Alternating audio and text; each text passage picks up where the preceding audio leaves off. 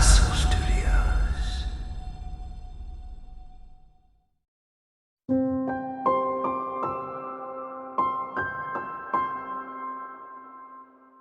The Firefly Jar. Elias found the mason jar behind the garden shed, half buried in leaves and dirt. He brushed away the soil with a sleeve, revealing the smooth glass beneath. It was a good jar, wide at the bottom and narrow at the neck, with a lid that still had a rubber seal. He carried it inside, washed it carefully at the kitchen sink, and set it on the windowsill to dry. The last night of summer had arrived. Tomorrow the school bell would ring, and the long golden evenings would shrink into hurried afternoons. But tonight, the sky was still warm, and the air still held the sweetness of cut grass and honeysuckle. Elias took the jar and walked to the edge of the meadow. The field stretched out before him, dark and alive. Crickets sang their endless song. Somewhere in the distance, a frog called once and was silent. The first stars were appearing, faint pinpricks of light in the deepening blue. He stood very still, holding the jar with the lid removed, and waited. The first firefly drifted up from the grass like a tiny lantern rising from the earth. It blinked once, twice, 3 times, painting the air with brief green sparks. Elias moved slowly, carefully, and cupped his hand over the opening of the jar as the firefly drifted inside.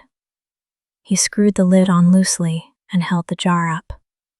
The firefly blinked again, and this time its light filled the glass, casting soft shadows on Elias's face. There were more now. They rose from the tall grass in 1s and 2s, then in small clusters, blinking and floating like earthbound stars. Elias moved through the meadow with the patience of someone who understood that rushing would only scare them away.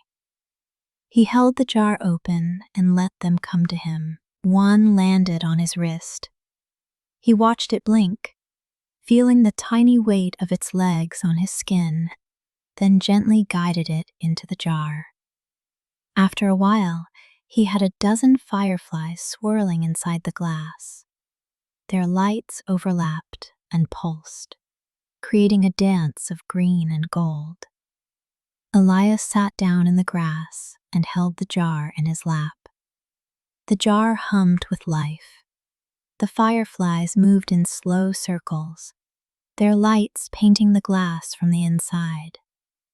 He thought about summer, about the mornings spent catching tadpoles in the creek behind the school, about the afternoons reading in the hammock while his mother hummed in the garden, about the evenings like this one, when the world felt soft and unhurried.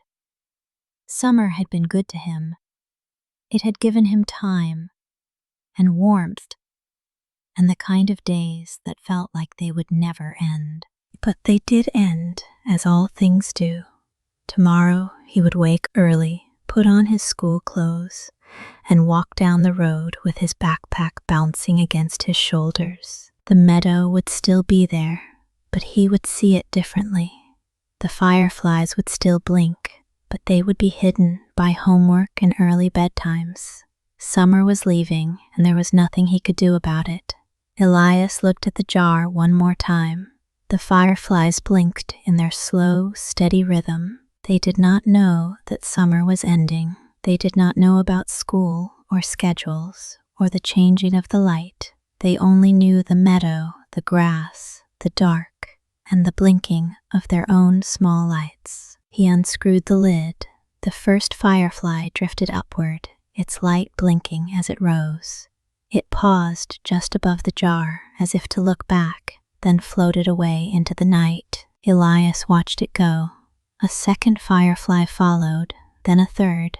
They rose like tiny prayers, disappearing into the darkness above. Elias sat quietly as the fireflies left, one by one. Each one took a little piece of summer with it. He did not try to keep them. He knew that keeping them would only dim their light. The jar was a beautiful place, but the meadow was where they belonged. The last firefly lingered longest. It sat on the rim of the jar, its light pulsing slowly as if it were saying goodbye. Elias waited. He did not reach for it. He did not try to close the lid. He simply sat and watched, breathing in the warm night air. Finally, the last firefly blinked once, twice, and then rose into the dark. Elias watched its light grow smaller and smaller until it was just another star in the sky. He closed the jar and set it on the grass beside him. The meadow was quiet now.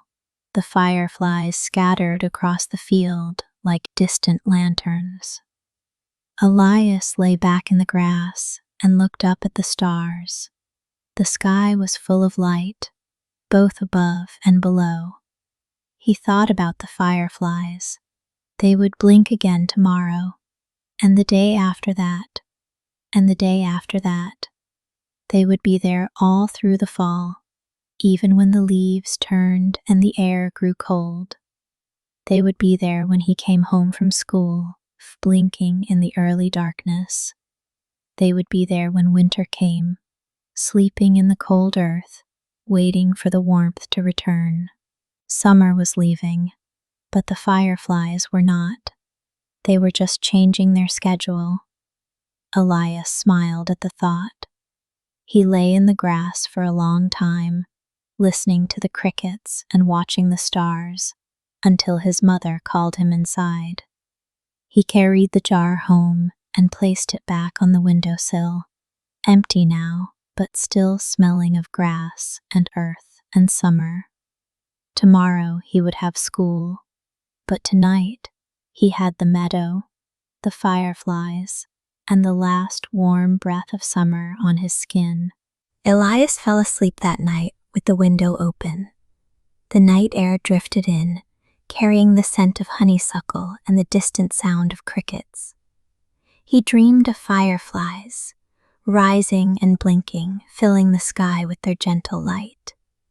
In the dream, he was standing in the meadow, and the jar in his hands was full of stars. And the stars were rising, one by one, into the endless, beautiful dark.